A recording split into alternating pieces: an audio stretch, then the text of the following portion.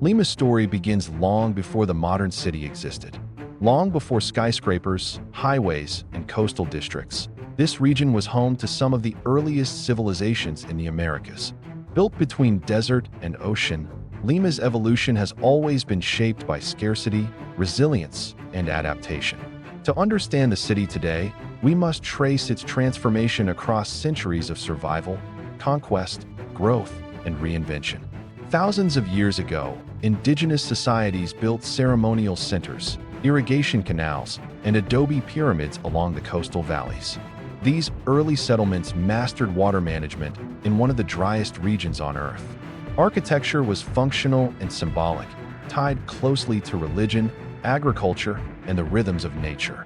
The land dictated design, and survival depended on balance rather than expansion. In the 16th century, Spanish colonization reshaped the region entirely. Lima was founded as a colonial capital, becoming a political and religious center of Spanish power in South America. Stone churches, plazas, and administrative buildings replaced many indigenous structures. The city was organized around authority, hierarchy, and control. Walls were built for defense, and architecture reflected European ideals imposed on a new environment. Through the 17th and 18th centuries, Lima grew slowly but steadily. Earthquakes repeatedly destroyed and reshaped the city, forcing adaptation in building techniques and urban planning. Colonial architecture blended with local materials, creating a unique identity defined by balconies, courtyards, and low-rise construction. Lima became a city accustomed to rebuilding itself. The 19th century brought independence and change. As Peru separated from colonial rule, Lima expanded beyond its historic core.